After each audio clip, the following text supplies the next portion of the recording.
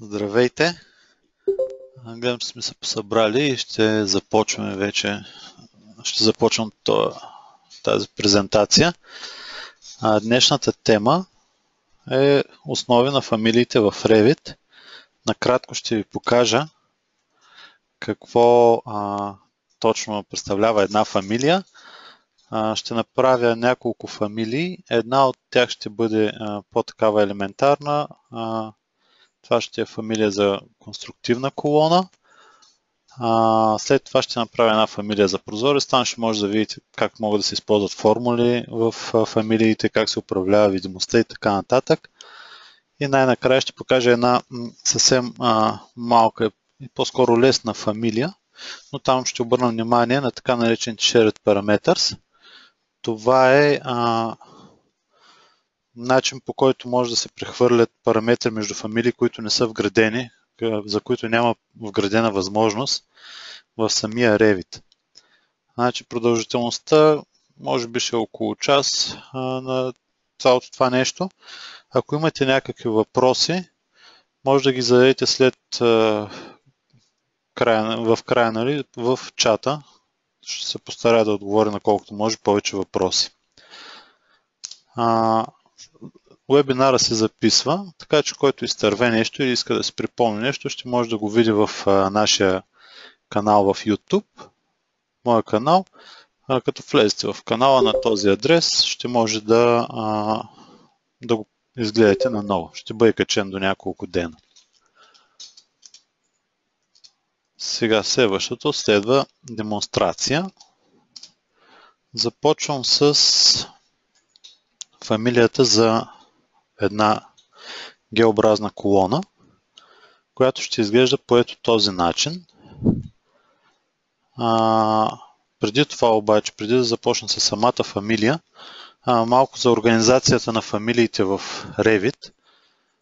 Каква е организацията на целият този модел? Всяко едно нещо, което виждате в Revit е представител на някаква фамилия. Значи организацията е следната. Елементите са подредени по категории, колони, етажни плочи и така нататък, конструктивни колони и гради, стени. Като във всяка категория се вкарват елементи, които са представители на някаква фамилия. Фамилия може да бъде фамилия за колона или фамилия за плоча и така нататък. Всяка една фамилия, да речем тези с колоните, имат така наречените типове. Тоест има фамилия за L колона, има фамилия за двойно Т стомаяна колона, има фамилия за правоъгълна колона. Всичко това, което виждате с по-удебеления фон, това са фамилии. Отделно всяка една фамилия има отделни типове, които са представени в модела.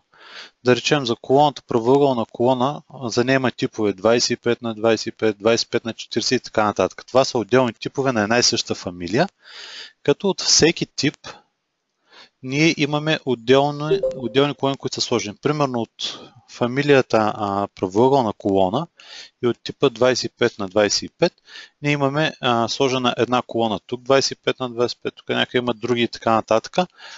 Тези представители на типовете, които са сложени, в Revit се наричат instance. Т.е. имаме една градация фамилия най-отгоре, всяка фамилия има типове и всеки тип има отделни инстанси, или това са неговите представители, сложени в модела.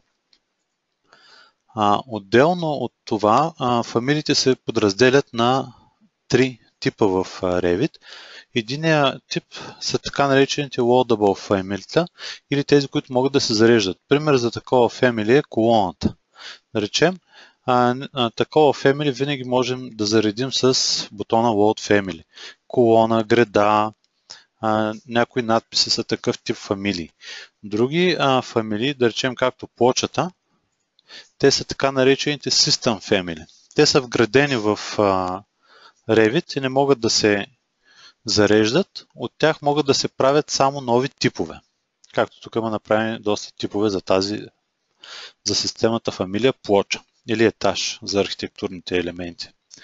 И последния вид Family, това е Family, което се прави на място в Revit. Да речем, това е някакво фамилия, което бихте направили както правите някакъв Solid в AutoCAD.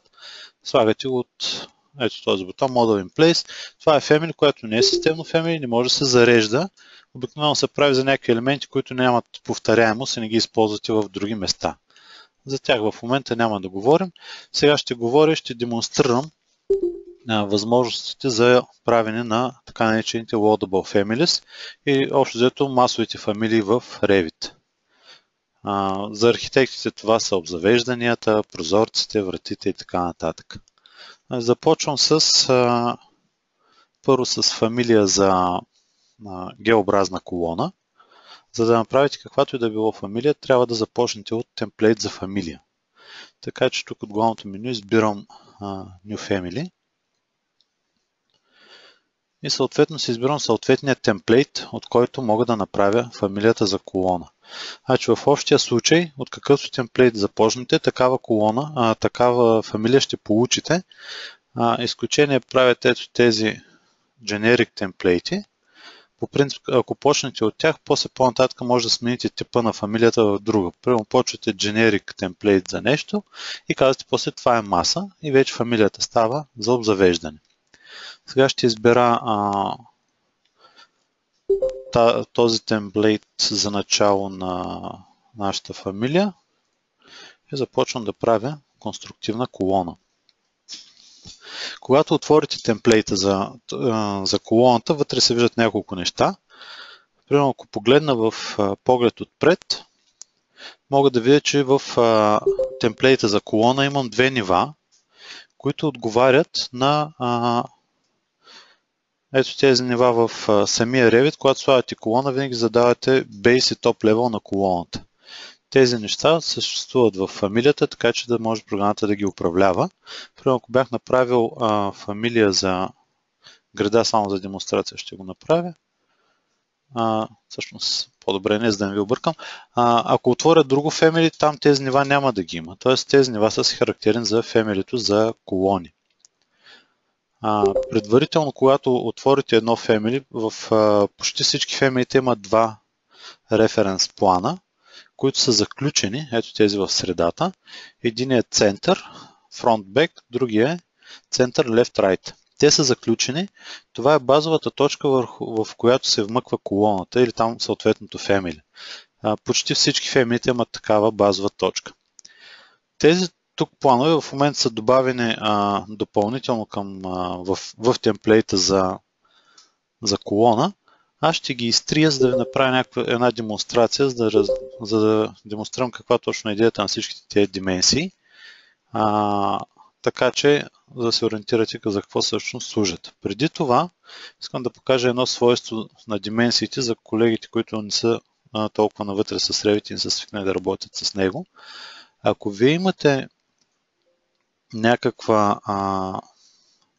ако имате някакви елементи в Revit на различно разстояние и им сложите дименсия, ще сложа тук една дименсия, за разлика от AutoCAD, където дименсията в AutoCAD е пасивна, тук тя е активна. Тоест, ако аз надпиша тази стойност, дименсията ще премести геометрията.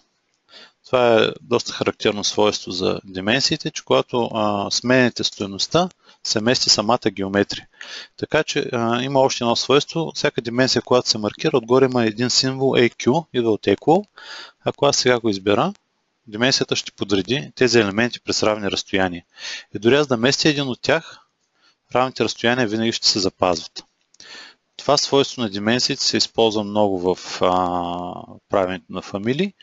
Затова сега ги изтрих да ви демонстрирам как ще направим тези неща.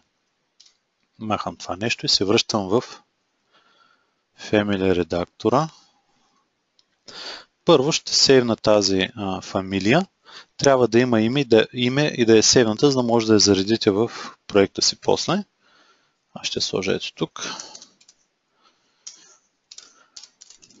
Revit по принцип няма никакви проблеми с кирилица, така че кой както му харесва, на кирилица, на латиница, може да си сейвате нещата. Сега, севнах тези неща. Основното в фамилиите. Когато имате някаква геометрия, както е тази колона, да речем, и искате да може да променяте тези размери, там, където искате да местите размер, трябва да сложите референс план.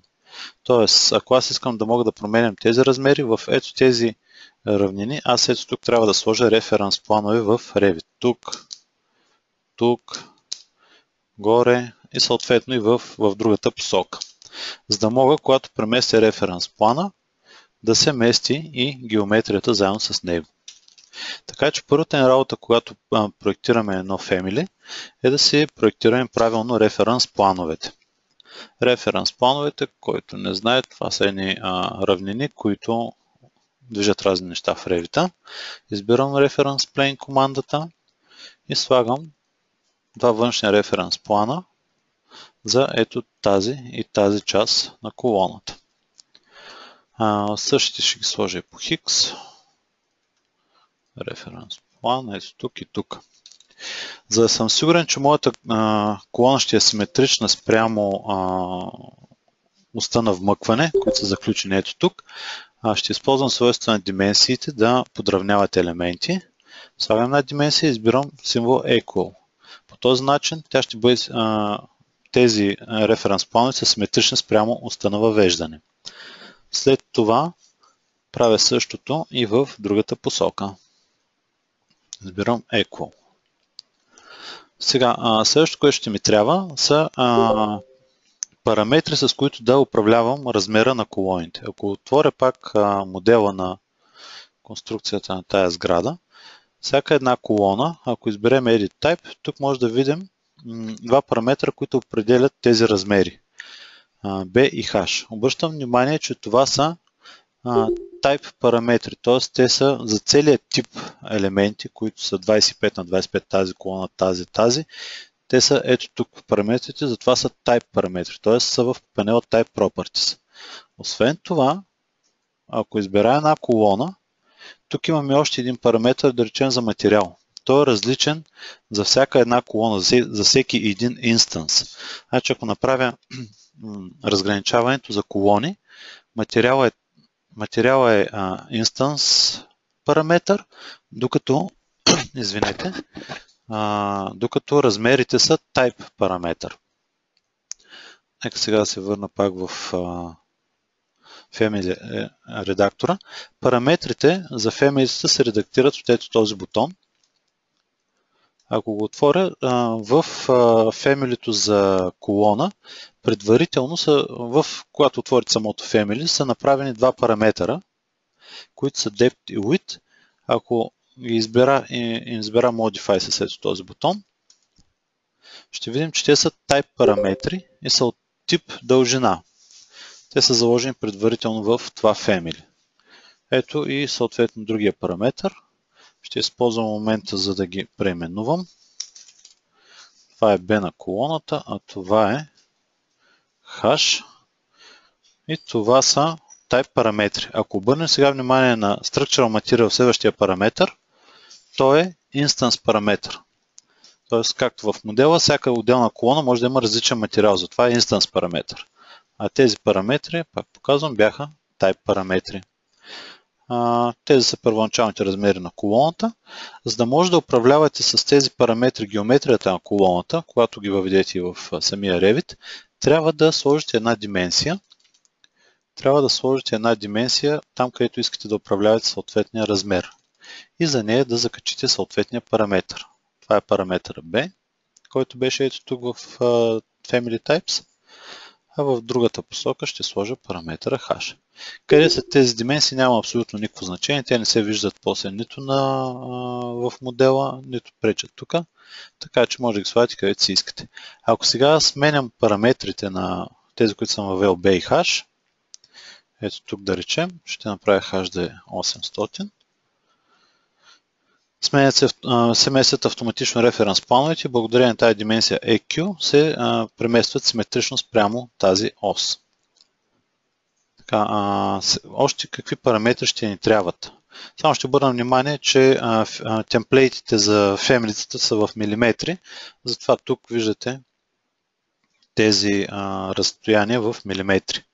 Значи следващо ще ни трябва още един референс план ето тук, за да мога да управлявам ето този участък от колоната, респективно и ето този референс план ще ми трябва допълнително, тези двата. Сега ще ги измоделирам. Ето го един референс план, ето го и другия. Ще ми трябват и два параметра, които да ми управляват ето тези размери. Значи трябва параметър за този размер и трябва параметър за този размер. Сега ще ги добавя от тук. Избирам нов параметър. Да речем ще го кръстя H1. От тип дължина, той ще бъде type параметър. Т.е. ще се редактира в панела type properties. Съответно ще добавя още един параметър, който е за ширина B1. Ще им задам някакво разстояние, за да мога да ги коригирам в началото. Само ще гледам да не са в оста на колоната. Така че ще ги задам по 300 мм, за да не се забият ето тези референс планове в центъра на колоната. Затова ги задавам по 300 мм. След това присвоявам на тези дименсии съответните параметри. Ето и на тази. Така, вече съм направил необходимите ми референс планове. Остава да добавя геометрията, обема на самата колона. Всички елементи в Revit се представляват от ето тези обемни тела, които могат да бъдат Extrusion, Blend, Revolve, Sweep и така нататък. Това, например, Extrusion представлява 2D затворен контур, който е разширен във височина. Примерно Sweep ще използваме и този елемент. Примерно някаква двумерна фигура, която е раздвижена по някаква ос и се получава тримерен елемент. Сбор от тези всичките неща, които виждате тук, като се използват и така наречените Void Extrusion, Void Blend и така нататък, празни 3D фигури, които пък изрязват геометрия, се получават всички фемилита, т.е. всички елементи в Revit. Стълби, колони, гради, прозорци, врати, обзавеждане. Всичко се постига с ето тези геометрии. Плътни и такива, които изрязват. Сега нашата колона ще я направя с един Extrusion. Много е важно, когато правите някаква геометрия, тя да бъде прикачена към някакви референс планове. Идеята е, когато мръдне референс план, да мръдва геометрията. Така че сега, когато аз правя геометрията за колоната, примерно, когато сложа тук една линия, която трябва да представлява ето този ръб на колоната, ето този, трябва да я хвана и да я завлека и да я заключа към референс плана, който ще управлява. Другия вариант е този елемент да използвам командата Align и да го подравня, по този начин да го заключа. Най-правилният метод, аз просто демонстрирах какво по принцип се случва, най-правилният метод е да използвате командата Pickline, с която създавате фамилия и да изберете тази отметка Lock. Тогава, когато посочите съответния референс план, програмата прави линията и директно я заключва. Така, сега ще очертая геометрията на колоната. Ето така. И ще използвам командата Trim Extend to Corner да оформя в план как изглежда нашата колона. Ето така, тук и тук. Това е колоната в план. Преди да я затворя, ще избера тук на материал, където пише. Мога да избера материала за тази колона. Единият вариант е директно да избера материал в свойствата на този Extrusion, да го избера ето тук от трите точки и да избера някакъв материал. По-добрият вариант е да присвоя материала като параметър от фамилиите, с ето това малкото бутончето, като почти не се забелязва, и да присвоя материал, който е ето тук в Type Properties. Някакъв параметър, т.е. който е в Type Properties. В случая е Structural Material.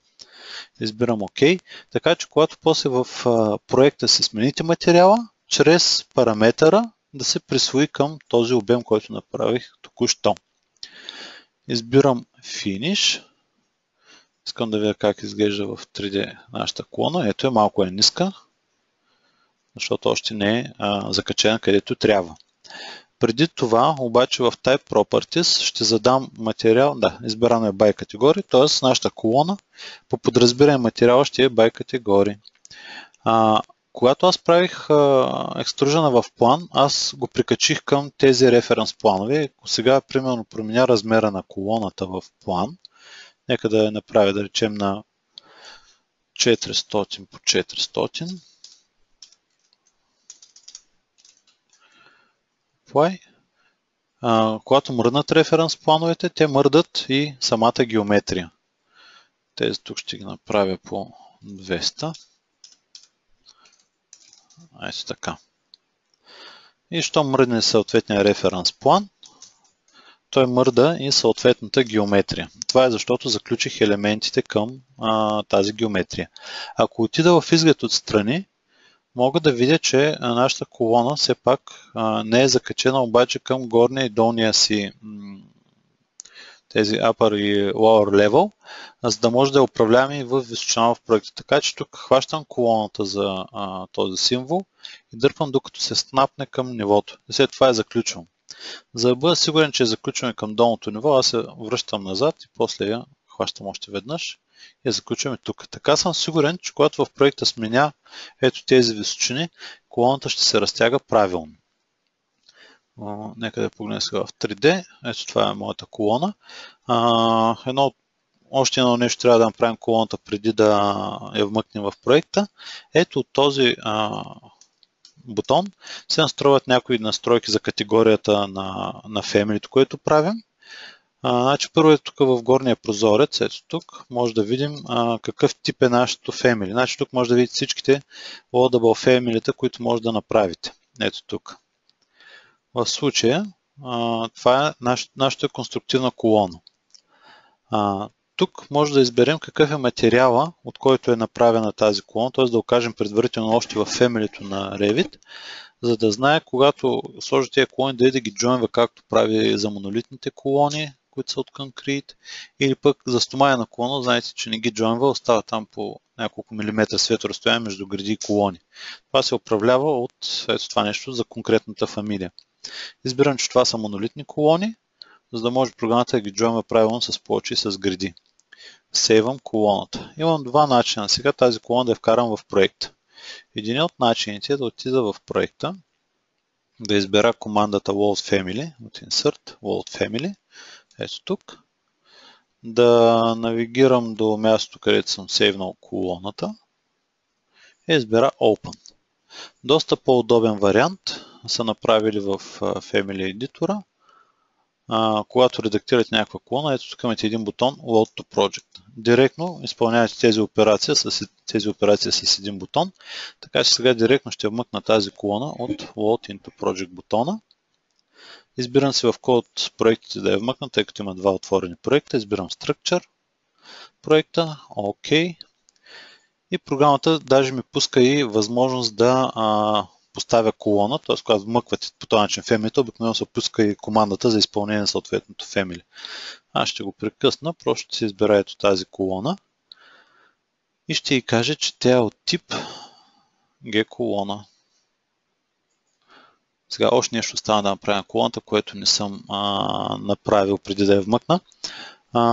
Тези типове на фамилии, които са вкарани ето тук, които са много, може би сте виждали, когато вмъквате някаква стомаян елемент, само искам да демонстрирам нещо, когато вмъквате фамилия на някакви стомаяни елементи, ето тук отначало има много типове, които са заредени в фамилията още преди да ги вмъкнем в Revit. Тоест, това, което пропуснах да направя е в самото Family, ето от панела Family Types, предварително ето тук отгоре мога да си задам готови типове, така че после направо да ги вмъкна. Сега, първият тип е този, който съм въвел като размери, така че първият тип колона, аз ще го напиша, че е 400 по 400 по 150 по 150 или по-добре в сантиметри. И това ми е първият тип. Сега, ако реша да въведа втори готов тип, мога с ето този бутон New Type Да се направя нова колона, която да речем да е 50 по 50 по 25 по 25 и директно да изменя размерите, да ги дефинирам предварително в Family едитора. Точно това правят в фемилитата с туманните елементи, Apply. И така, в зависимост от това кой тип въвеждам, на него само сменяем предварително размерите. Сега ще сейвна това Family и ще го въведа в проекта. Ще презачертая старите му настройки и вече когато избера тази колона, ако потърся това Family G-образна колона, вече виждам, че има няколко типа, които предварително са заредени. Този остана служебно първия, който бях въвел, тъй като нямаше типове. Поне един тип, тъй като трябва да има, програмата го прави със служебно име, както името на фамилията. Сега, ако избираете този тип на колоната, ето как изглежда G колоната в план, остава само да така малко да се разместиха дименсиите, остава само да я подравня по конструкцията. И ето как изглежда тази колона в 3D. Ето е G-образната колона. Значи това, което трябва да направя сега, да хвана и на всички колони просто да ги направя G-образни, за да изглежда както трябва. С командата Align, ето да я видите как е от бутон, ето тази команда Align, ще подравня по тази колона горните колони. Тук сега малко бавно става, защото в момента програмата подравнява изчислителен модел и така нататък. Ето как изглежда новата G колона. Тя се работи като всички други колони. Има си изчислителен модел. Ето тази колона. Само че къде се пада? Да, ето тук се пада. Има си изчислителен модел като всички останали колони. Това е много така една кратка фамилия за G-образна колона. Тя се работи като всички останали. Тази колона вече, тази фамилия си я сейвате. Може да се ползвате във всеки един проект. Затова тя се нарича Loadable или фамилия, която може да се въвежда в Revit. Тъй като доста често нещо се обърква в фамилиите, когато се правят, може да съветите преди да си сейвните една фамилия да почнете да я ползвате в обекти и да я ползвате с колеги, естествайте един-два пъти, тогава слагайте в папката, където стоят всички останали фамилии. Така, с тази колона я затварям. Тая колона затварям, оставям за момент конструкцията, намира и отивам в архитектурния модел на тази къща. Това е най-съща къща в Revit, конструкции и архитектура. Следващото, което ще направя, това ще бъде една фамилия за прозорец, с която да демонстрирам някои неща. По принцип ви показах начин на започване на фамилия с файл, new family и така нататък и си правите новата фамилия. Доста удобен начин да редактирате или да правите нови фамилии е да изберете някакъв елемент в Revit. Ако той е такава фамилия, която не е System Family, а Loadable Family, ето тук се появява веднага бутона Edit Family и когато го цъкнете, ви се отваря съответния елемент в Family едитора и вие може да го редактирате. Това например е един прозорец. Ето, това е неговата фамилия. Обикновено е доста по-лесно да хванете едно готово family и да малко да го преправите, отколкото да почнете от начало. Ето така изглежда фамилията на готовия прозорец. Аз ще отворя, защото ще ми трябва след малко. Специално за нашата презентация аз съм избрал да направя прозорец от празна фамилия, от чисто нова, така че избирам файл New Family и тъй като ще правя прозорец, избирам фамилия за прозорец, Metric Window. Ето как изглежда празната фамилия за прозорец. Има една стена с един отвор в нея и изгледите са съвсем други. Не са както бяха на колоната с разни левели и така нататък. Сега първото, което искам аз да направя, аз искам да си направя фамилия за прозорец, което да бъде с дъга отгоре. И тъй като имам все пак нещо за управление, първата ми работа е да си направя, това е поглед отвътре на прозореца, първо ще си направя един референс план, който да му управлява докъде да бъде дъгата. Този референс план ще го сложа ето тук. Ще пусна изглед, ето така на стената плътен, да виждате къде е отвора и къде е стената. Значи така е направено в фемилито за прозорец, че има една стена, върху която е прозорец. Когато ние редактираме прозореца, после тази стена не е от значение. Когато се вмъкне в модела, програмата вече го слага на стена в модела. Тази е един вид да има къде стои в прозореца, докато го правим. Мен ми трябва обаче една дименсия, която да ми управлява къде точно ще бъде тази долната част на арката, която да управлява ето този референс план. За целта, освен това, ми трябва и параметър. Параметър, който ще управлява това разстояние. Отивам в бутона Family Types. Значи, тук пък има съвсем много параметри, които са вкарани по подразбиране в това Family, тъй като е Family за прозорец. Едно с едно не си приличат. Така че аз тук избирам бутона New и си вкарвам параметър за арката. Кръщавам го Height Arc. Това ще бъде type параметър, т.е.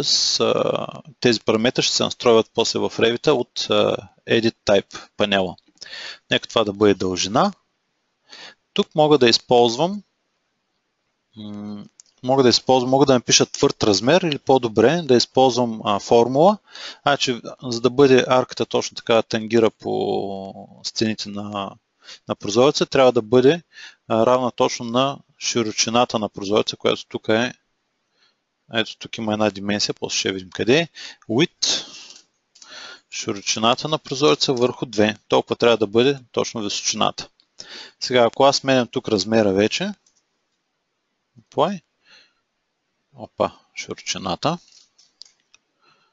и се променя автоматично размера Height Arc. Сега остава само да закача този параметр към тази дименсия. Ето тук. Ето това е височина на арката. Ако аз сега променям тези размери, само за проба, много е хубаво, когато си правите някакво Family, от време на време да пробвате да всичко се движи правилно. Ето всичко се мести както и се очаква. Избирам Apply. Така, OK. Значи тук сега ще оформя размера, т.е. вида на отвора. С помощта на цъкване на табулацията, тук цъквате няколко пъти, докато селектирате отвора, който ви харесва. Ето тук долу се изписа, какво ще се селектира. Така, избирам Opening. Появява се бутона Edit Sketch. Преди това ще го затворя. Това е това, което ви казах, оста на вмъкване на прозореца. Center Right оста. Отивам и редактирам прозореца. Edit Sketch. Това горното няма, трябва да го изтривам. Ето тези искам да продължават точно до този референс план. Ако използвате командата Trim Extend в Revit, ако я приложите, автоматично програмата ще ви заключи тези вертикалните елементи, така че те да спират да се движат с този референс план. Ако той мърда нагоре-надолу, тези страници ще мърдат заедно с него. Тук отгоре чертая една арка, която е ето тук. Давам Finish. Сега, за да видя дали всичко се движи както трябва, ще променя малко размерите на прозореца. Така, нагоре се движи, малко излязах от стената. Добре, тук няма проблеми. И с широчината вие как е. Така, всичко работи, значи мога да продължа нататък. Следващото, което ще ми трябва, е да си направя касата на прозореца. За да направя касата на прозореца, ще ми трябват малко параметри. Ще ми трябва параметър, който да ми определя колко са дебели дъските на тая каса, така че си избирам бутона New, кръщавам си ги, да речем B рамка или каса. Това е параметър от тип дължина, Packet Type параметър.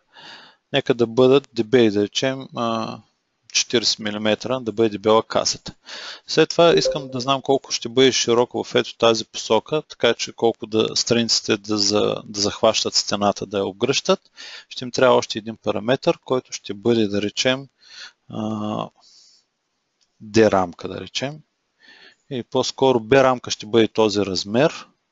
Нека това да бъде, този размер B рамка да бъде ето този, колко да стига настрани касата. Още един параметр ще добавя, който да бъде D рамка, който ще бъде за дебелината на рамката. Нека тя да бъде 40 мм. Разбирам OK.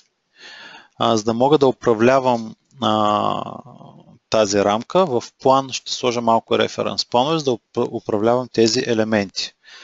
Ето как ще изглежда. Тук е един референс план за ето тази дебелина. Един референс план за дебелината около стената. И още един референс план там, докъдето ще стига самата ето тази страница, докъде точно трябва да стига. За да направя тази рамка, ще използвам командата sweep. Преди това обаче ще сменя текущата равнина, която така, че тя да бъде в средата. Ще избера ето тази равнина да бъде текуща, когато гледам от вътре навън, за да мога в нея да направя рамката. Отивам и сменям текущата равнина от ето този бутон Set Work Plane. Избирам това да бъде в центъра на стената. След това задавам команда Sweep. Трябва да посоча по какъв път да се развие този Sweep. Избирам този път да бъде по контура на отвора. Избирам отметката Lock, много важна отметка, за да може, когато мръдне отвора, да се променя и контура на прозореца, т.е. на рамката. След това избирам ето този контур. Избирам Finish. Следващото, което трябва да направя е да редактирам в разрез как ще изглежда тази рамка. Избирам бутона Edit Profile. Избирам изглед, в който да редактирам. Ето този. И тук само трябва да очертая съответната рамка. Избирам командата Pick Lines. Тук да бъде включено това Lock. И почвам да очертавам съответните референс планове. Тук ще хвана референс план и тук ще хвана референс план и този. С командата Trim Extend to Corner оформям касата. Ето така. Тук ще ми трябва още една линия. Програмата изкара съобщение, че се препокриват линиите. Вече не е така. Давам Finish. Ако тук дам Finish, ето в 3D, как изглежда решетката, нашата каса. За сега все още няма материал, затова изглежда толкова ужасно сива. Избирам Hidden Line. Тъй като в момента не съм прикачил размерите, които направих в Type Properties към тези референс планове, касата е малко дебела. Сега ще сложа тук едни дименсии, така че да мога да управлявам широчината на правилно широчината на касата. Aligned, така. Това го слагаме ето тук. Тук ще сложа още една дименсия. И тук ще сложа още една дименсия. Тази и тази трябва да отговарят на D рамка, т.е. да бъдат 40 мм. Това е дебелината на рамката. А ето тази, колко навътре в стената искаме да бъде касата, казах, че това ще бъде B рамка. Ето по този начин вече изглежда малко по-добре рамката. Ето така. Следващото, което ще направя, трябва на този елемент, както и за колоната, да прикача материал. Тъй като ще е удобно този материал да го управлявам с типове в Type Properties панела, ще добавя два материала. Един ще бъде за касата. Ще окръстя материал каса. Той ще бъде от тип Material. Ще бъде Type параметър. Ще направя още един материал, който ще бъде материал за стъклото. Може да сменим различни видове стъкло, зелено, прозрачно и така нататък. Грешка. Ето от тук материал за стъкло. Избирам той да бъде от тип Material. Да е Type параметър. По подразбиране мога да избира за касата някакви материали, които да са по-подразбирани. Когато въведете Family, да са презаредени предварително и вие само да ги смените. Значи в това Family има заредени само ето тези материали, а другите материали са в библиотеката на Autodesk.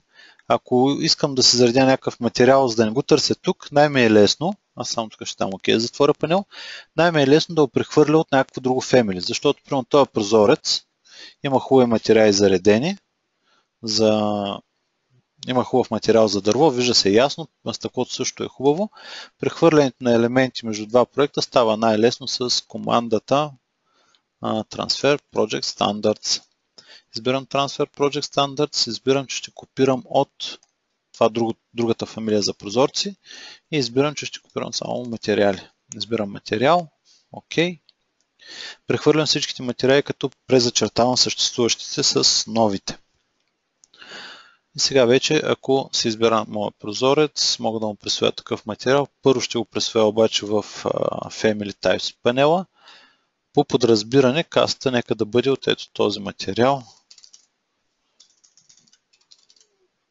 Ето това. Така ще изглежда в разрез, така в 3D. А стъклото да си бъде стъкло, най-обикновено. Окей. И сега, ако избера на този елемент, го привържа към материала каса, ето как изглежда в Shade Mode. Това е вече касата. Остава да допълня само, че този sweep, който направих, е от подкатегория Frame Mullion, за да може програмата да знае как да го изобразява в самия Revit. Защото различните категории, които могат да бъдат в това Family, прозорци, крила и така нататък, отвори, се изобразяват с различни типове линии и когато ви окажете на програмата от ето тук каква точно е подкатегорията, програмата знае как да го изобрази. Следващото, което трябва да направя в този прозорец е да добавя стъкло. Ето тук. Отивам, стъклото ще го направя с Extrusion, който ще бъде прикачен към самата рамка. Избирам ето тук. Extrusion искам да бъде спрямо оста, която въведах, тъй като работя върху средата на елемента. Той да бъде дебел 10 мм и да е осло в прозореца. Избирам си материала, го прикачвам да бъде към материал стъкло. Така, избирам Finish. След това за този Solid оказвам, че той е от тип под категория Glass. Apply, за да знае програмата как да го изобразява. Ако сега отива в 3D, ето го и стъклото вече е поставено там, свети синьо такова. Мога да сменя размерите на прозореца, само да видя да всичко работи както трябва. Височината да е 2000, а да е широко 800. Apply. Така, всичко работи както трябва. Следващото, което ще направя, това е да си направя решетка на прозореца. За целта на тая решетка ще ми трябва един параметър, който да бъде дебелината на решетката, т.е. на пръчките вътре в решетката. Те ще са дървени. Нека да го кръстя. D решетка да речем. От тип дължина. Нека да бъде пак 40 мм, колкото е дебелината на каста. Ще ми трябва още един параметър, който ще бъде разстоянието между елементите на решетките, но той е след малко. Избирам OK. Сега показвам ви как правим sweep с помощта на изчертаване на профила. Когато правите някакъв sweep, по принцип, ето тук може да изберете и профил, който е зареден вътре в нашата фамилия. Тоест, може да правим фамилия в фамилия. Да речем, ако аз на тая каса можех да избера, само ще направя малка демонстрация, можеше да заредя някакъв профил, който той си е в инсталацията на Revit. Примерно има такива готови профили. Значи имаме ние такива, които са някакви каси, такива алуминиеви. Ако аз избера този профил, само да го зареди програмата, избирам този профил, Finish. И ако погледна в план, Ето как изглежда самата каса, защото заредих такъв профил. Много удобно, когато правите прозореца, да зареждате готови профили. Сега давам undo да не си прецакам цялото нещо. Само да го видя в 3D дали може да се движи правилно. Избирам тук да бъде 1500. Apply. Така, няма проблеми.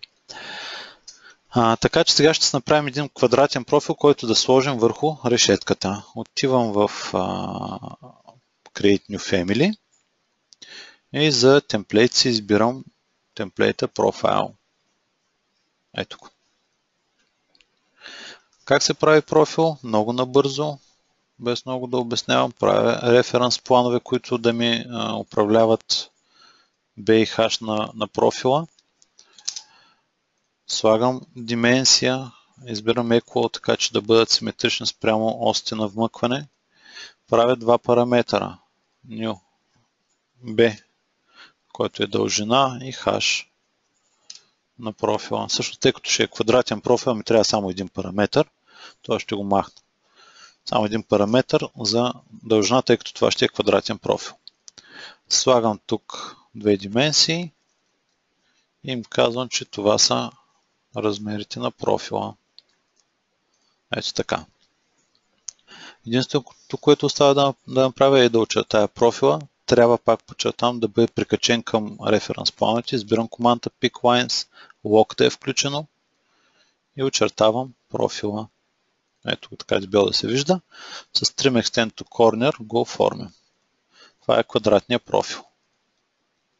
В неговата фамилия има един предварително дефиниран, кръщавам го 40 по 40. Един тип, тъй като съм задал само един тип, който е 40 на 40. Този профил си го сейвам на хард диска.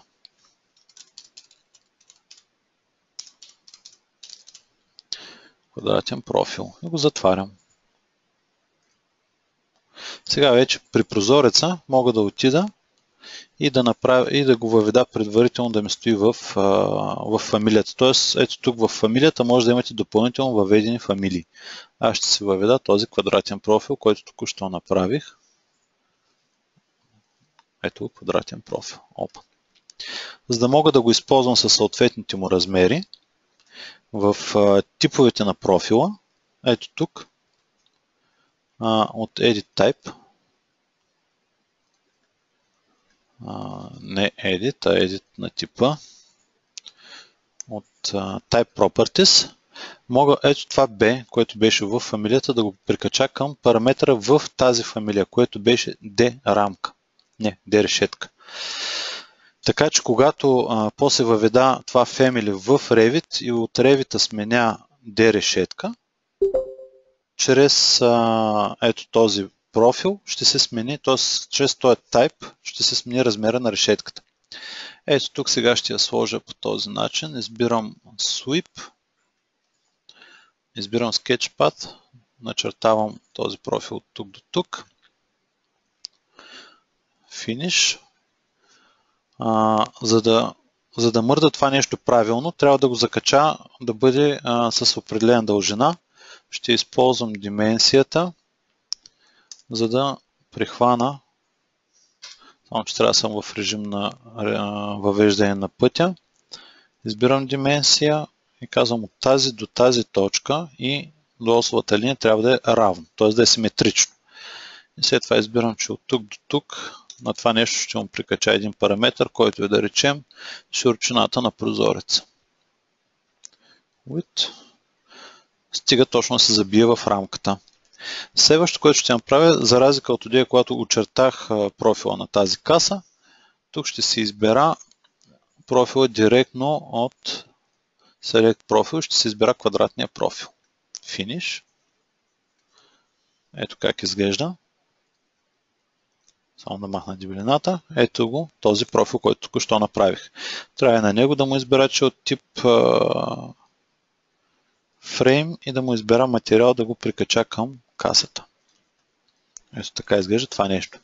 Сега, идеята е, ето този профил да може автоматично да мърда заедно с прозореца. Колкото е по-висок прозорец, толкова повече профили да имаме.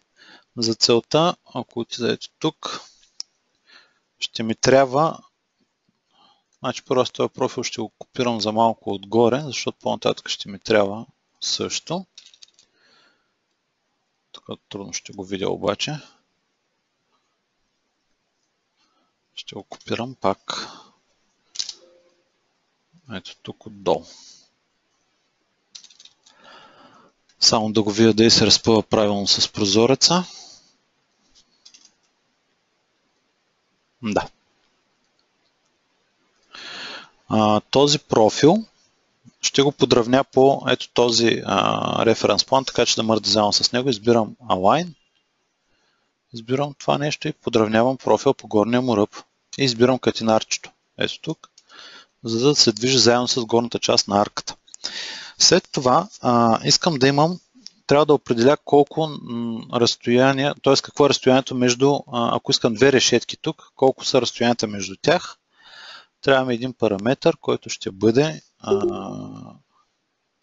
да речем, който ще бъде първо за броя на решетките. Избирам нов параметър, кръщавам го n решетка, на латиница, че така на нещо им прилича. N решетка и да е от тип integer, т.е. бройка. N решетка, само че ще го сложа в категорията на размерите, за да им го търся там долу. Избирам, че е в категорията на размерите. Dimensions. Да се стои ето тук. Той ще бъде, искам да бъде последния начин. Ако прозорецът ми е, да речем, доста по-висок, отколкото широк, да имам две решетки. Т.е. колкото е по-тесен прозорецът, да имам повече решетки, ако е по-широк, да имам само две. Така че тук ще сложа следната формула. Ето това разстояние, делено на разстоянието на широчината или височината. Значи формулите в Revit се пишат както в Excel, само че са зависими от, поне преди бяха от главни малки букви. Избирам височина на арката, така получаваме ето това разстояние. Това нещо го деля на на височината на арката. Т.е. прямо тази височина на арката ще мери отношението, защото искам да бъдат долу-горе квадратни. Избирам тук да го разделя на височината на арката. И тъй като това число е такова, това число е някаква дроп в общия случай, ще използвам една функция, която е в командите на Revit, round down.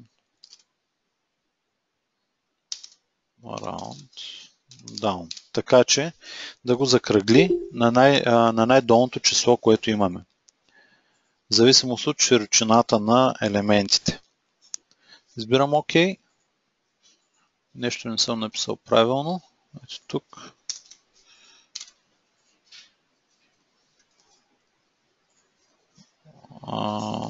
Ето тук ще сложа една скоба. Окей. Така, сега в зависимост от това колко ми е широк и висок прозорец, ще имам различен брой решетки. Ако го направя по-висок, нека да го направя, или по-тесен да речем, ако го направя 400, Apply, програмата ще ми пусне 6 решетки, които трябва да имам, защото е доста по-тесен прозорец. Ако е по-широк, 800 Apply, ще получа по-малък на брой решетки 2. Сега остава да се сметне колко е разстоянието между решетките. Разстоянието между решетките ще го сметна с друга формула.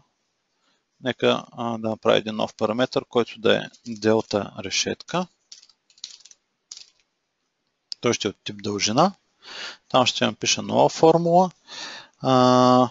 Ще извадя, направо ще копирам от тук, няма да стане. Височината на прозореца, от него ще извадя височината на арката.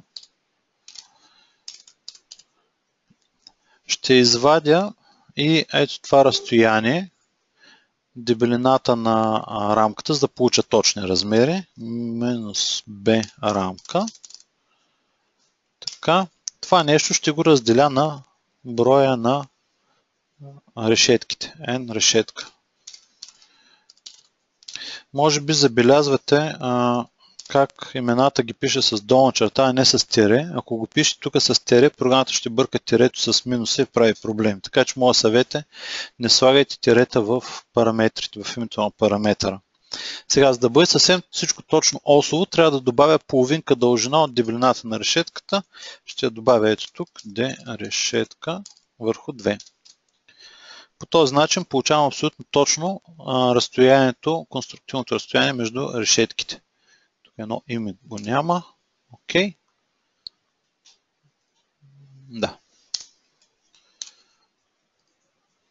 Сега, следващото, което ще направя е да направя един масив с тези решетки. Избирам това нещо, Enter. Програмата ми казва, че трябва да го разкачи от оста, за която го хванах, защото не може масив да е закачен към нещо, което не е масив. Избирам ОК и го размножавам надолу. Тук слагам дименсията, към която трябва да прикача делтата на решетката, за да бъде точно осово. Правя една проверка дали стои добре. Примерно ще направя прозореца да бъде 500 на Apply. То пък не се вижда. Така, разстоянието е добре. Следващото, което трябва да оправя обаче е бройката. Маркирам един от елементите на масива, избирам този масив. Ето избирам тук бройката и зад него закачам n решетка параметър. Вече е 5. Така вече е добре. Ако сега избера ето тук, да речем по-голяма широчина прозореца, Apply, решетките се сменят правилно. Добре, до тук добре. Обаче ако аз сега направя този размер 1500, този n решетка ще се получи едно. Програмата няма как да направи масив от един елемент, затова ми издава съобщение за грешка. Затова тук ще вкарам един if в n решетка. If. Ако това нещо е по-малко от 2, стойността да бъде поне 2. Както в Excel. А ако е по-голямо от 2, да си е неговата си стойност. Всъщност с round-down го взимам. Ctrl-C, Ctrl-V. Окей. И сега дори да направя прозореца под тумбе, за да се получи по формулата само една решетка, чем 1400, програмата няма да ми издаде съобщение за грешка. Обаче на мен не ми харесва такива малки прозорчета да имаме ето тук. Затова ще добавя едни нови параметри, които да ми изключват това второто прозорче, ако имам такъв по-широк прозорец. Ще го върна колкото беше на 800. И ще добавя един параметр, който е с видимост. Да речем, избирам един параметр, който да ме пита дали искам да имам или да нямам този масив. Избирам New, кащавам го Array. Той ще бъде от тип Yes, No. Този Array, да речем, тук мога да вкарам един if. Ако да речем височината на прозореца, ако височината на прозореца към широчината, отношението им, е по-голямо, да речем, от 1,6, аз искам да имам решетка. В противен случай не искам решетка. Обаче Revit Yes и No не ги възприема. Тук трябва да му напишем вярно, невярно. Вярно, невярно може да го напишем последния начин. 2 е по-голямо от 1, ще получим вярно. Ако едно е по-малко от 2, ще получим невярно. Избирам Apply. И мога да закача този параметър на този елемент. Edit Group. Избирам да редактирам групата. И за елементите на групата закачам, ето тук във всеки един елемент имате Visible параметър. Избирам Visible да бъде равно на Array. Finish. И ако сега направя този прозорец да бъде по-тумбез, да речем, Apply, може би това още трябва. Може би просто тук то би трябвало да изчезва. Я видим какво точно не се получи. Edit Group. Visible. Така.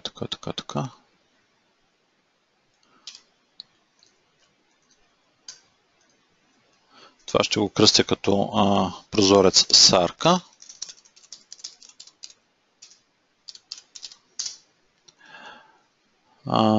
Така, visible. Значи ако размера на прозореца е по-голямо от 1,6, трябва да я видим, а иначе не. Само, че това нещо не се получава така, както трябва. Height върху width по-голямо от 6. Я видим това, ако е 600. Apply.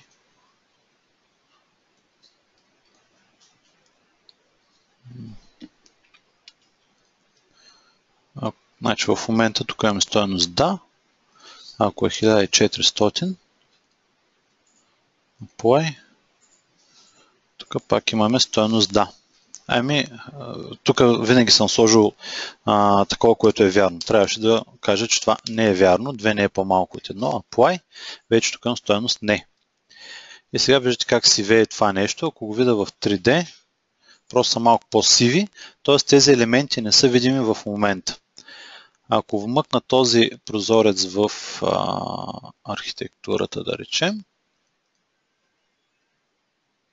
и го сложа примерно ето тук. Когато този прозорец е по-тумбест, нямаме решетка, а ако е по-висок,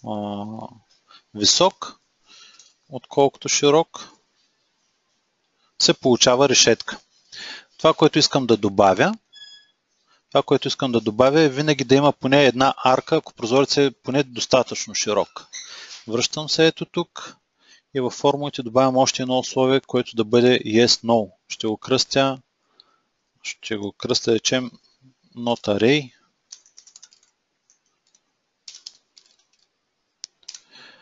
Той ще бъде пак от тип да, не. Ето тук, length, избирам да, не, окей. Сега, пак ще сложа съответния if. Ще изкопирам това нещо, за да не го пиша. Ако пък широчината на това нещо е по-голяма от единица, искам да има поне една пръчка ето тук горе. Но тази пръчка трябва да има горе, ако го няма, то е целият масив. Така че тук създавам една нова формула, която е пак като на Excel-ската, not да не е ето това условие array. Тоест това нещо да сработва само когато това го няма. Not array да работи само когато няма масив. И най-накрая пак слагам едно условие. Ако пък това е невалидно, то тогава нашето да работи. Т.е. програмата да знае, че тук array няма.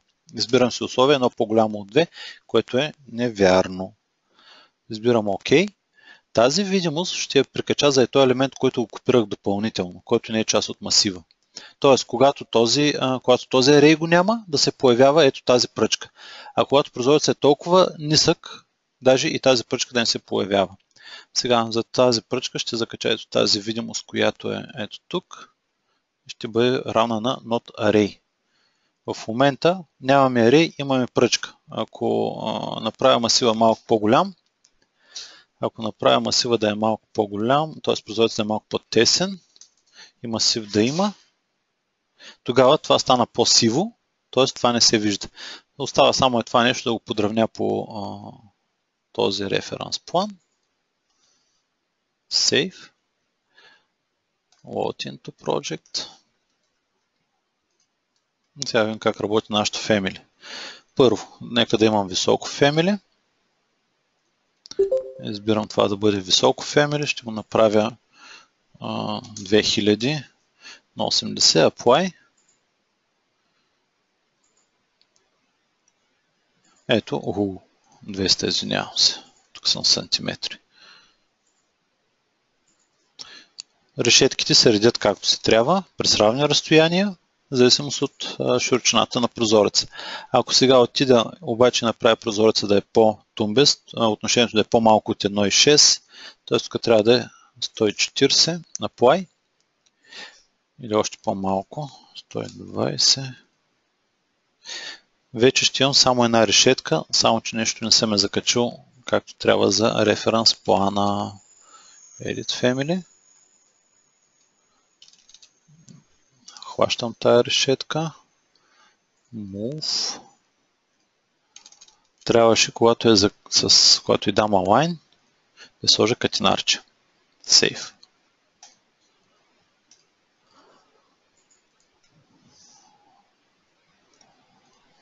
Защо не мръдна? Не е известно. 70. Apply. 80.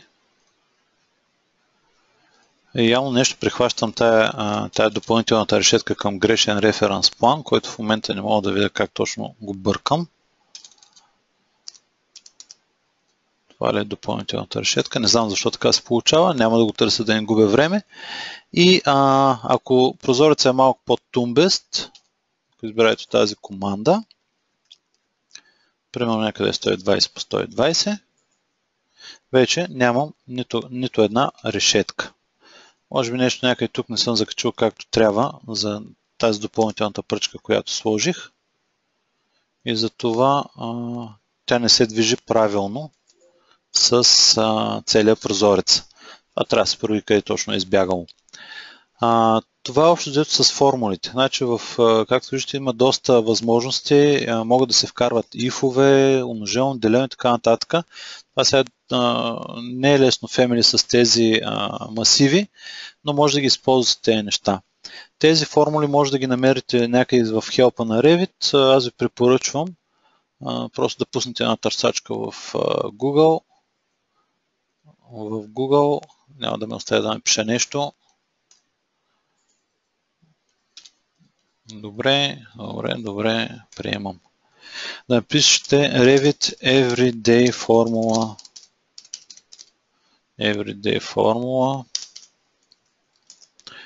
Тогава ще попаднете на тази статия Revit Formulas for Everyday Usage. Там е един потребител на Revit, много готин е хванал, е събрал всичките формули и разни колеги са го допълнили. Може да ви е един списък с формули, които може да използвате към Revit. Сега, малко напреднахме с времето. Тази фамилия ще оставя до тук. Няма да търся защо тая пръчка не ще да стане както трябва.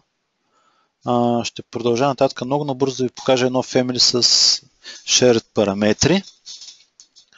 Как може да стане това нещо с shared параметрите? Ще се върна на конструкцията. Когато ви имате някаква плоча, покажа конструкцията, че ми е по-лесно. Обикновено, когато сложите някакъв отвор, този отвор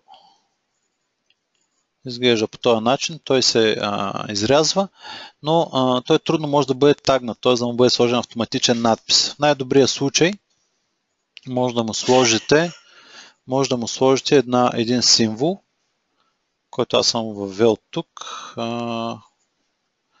един символ за отвор и съответно по този начин да изглежда.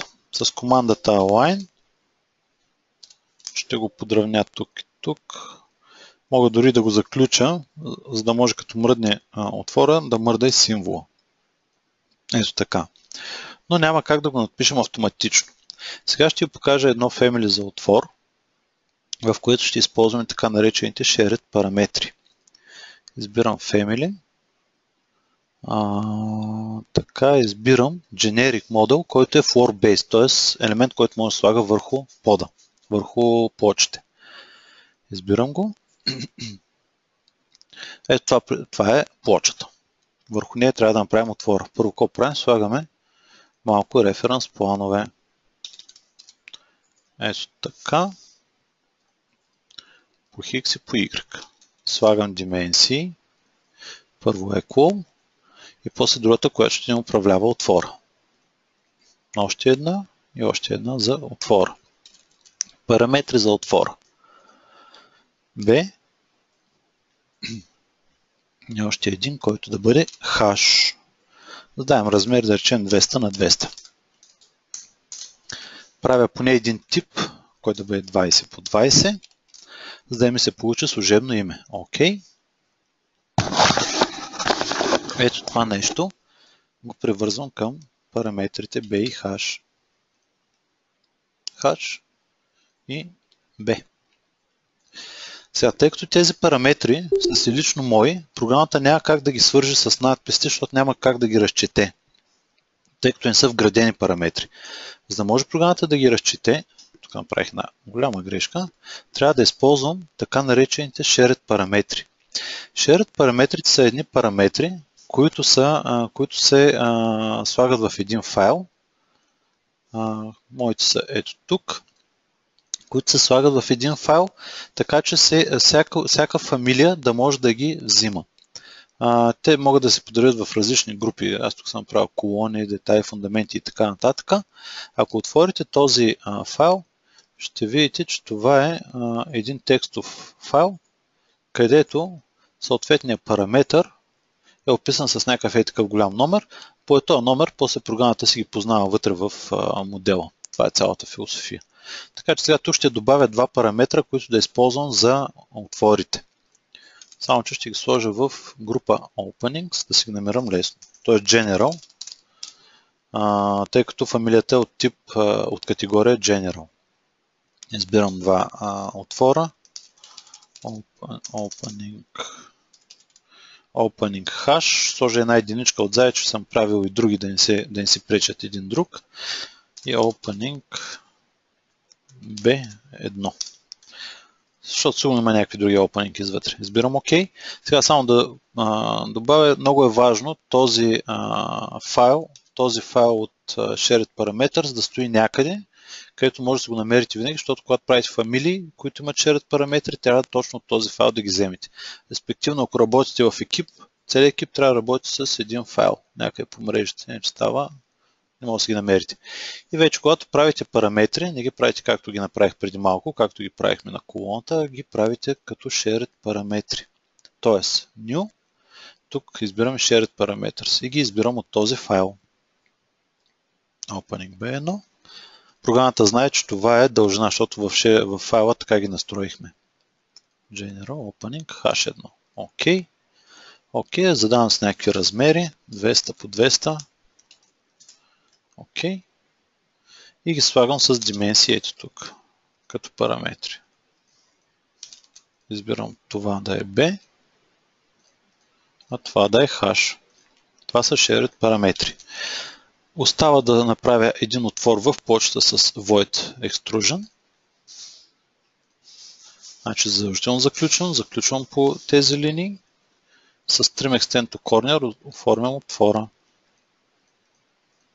Finish. Отивам в изглед отстрани. Ето къде е екстружена. Закачвам го за долния ръб на почта с катинарче. И за горния ръб на почта с катинарче. Почта все още не е изрязана. Трябва да използвам, ето ако пусна shade, че го видите, трябва да използвам командата cut, за да мога тази почта да изрежа с този отвор. Вече имам отвор в почта. Сейвам това family. Отвор плоча. Отвор плоча. Save. И вече съм готов. Преди да го вмъкна, ще добавим малко облегчаващи неща. Ето тук ще вмъкна фемилито за символ на отвор. Insert, World Family, в Annotation, Structural, къде отиде? Opening, някъде тук го видях. Opening символ, Open.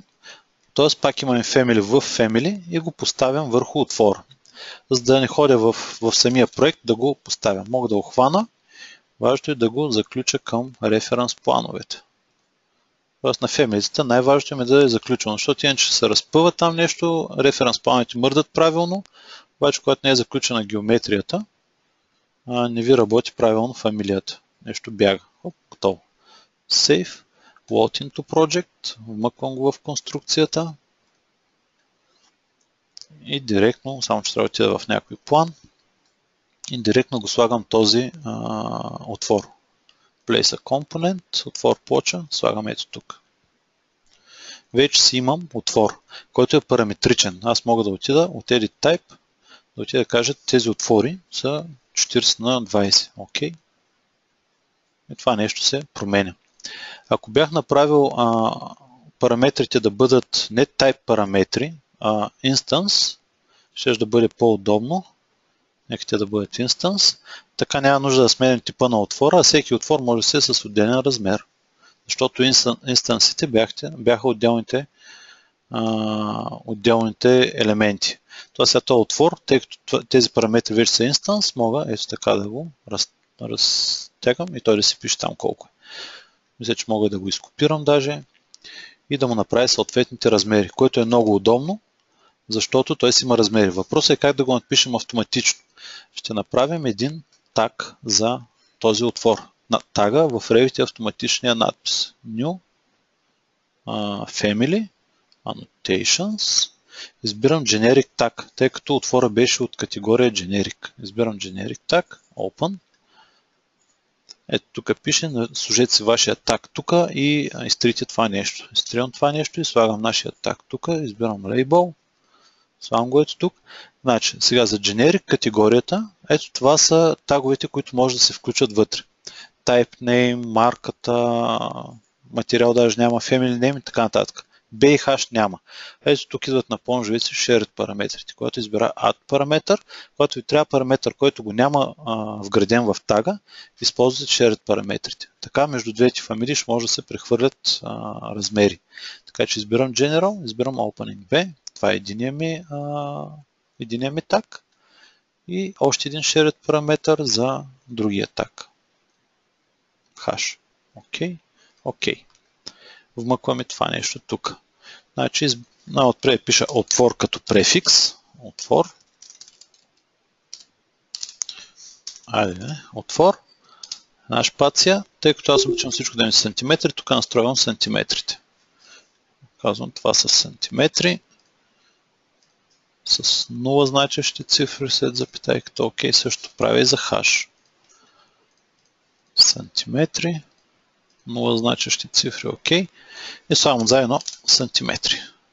Окей. Това нещо ще го подравня по лявата му страна. Left. Ето тук. Apply. И ще го наместя долу-горе в точката на вмъкване. Значи в Revit текста не може да се намества точно, няма някакъв align, както е в AutoCAD. Тук може би остава на този етикет да му сложа една наклонена чертичка, така че да пише еди колко си на еди колко си сантиметра. Сейф на този таг и укращавам отвор таг.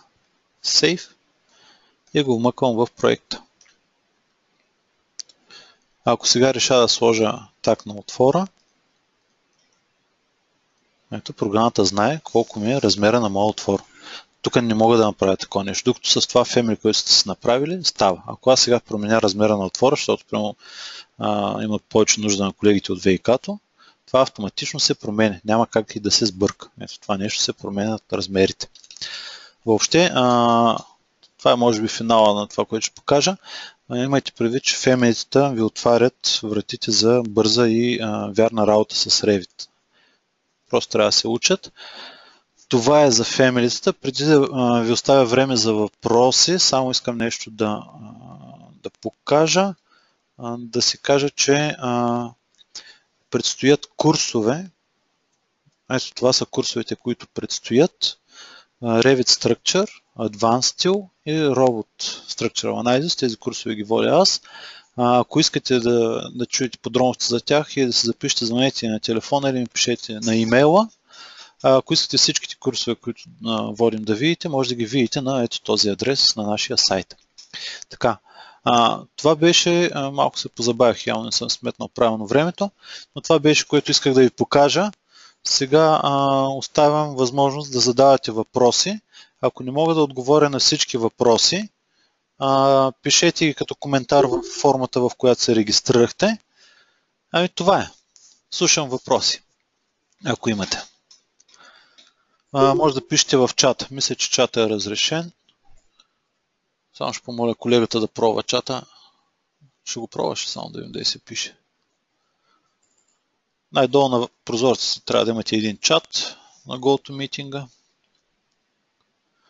Тук някой колега ми е писал по-рано. Ако имате въпрос, пишете сега, ако не като коментар под формата за регистрация, където ви бяхме изпращали. Долу има възможност в блога да се напишат коментари. Така, докато чакам въпроси, ще видя тази арка, какво ни харесва точно. Май няма да има въпроси. Ако ви хрумне, ако сте наши клиенти, не имате контакти, може да пишете. Ако не сте наши клиенти, пак може да не се обадите.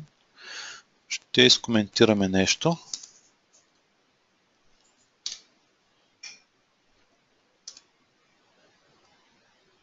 Аз си търся. Това е от групата. Защо така ми се прецакваха елементите? Май за сега все още няма въпроси. Аз ще пробвам да си оправя все пак прозореца. Ето тук ще сложа този прозорец. Тук ще му закача видимост, която да е not array. OK. Align. Save. Да, явно няма да има въпроси. Можеш ли да пишеш?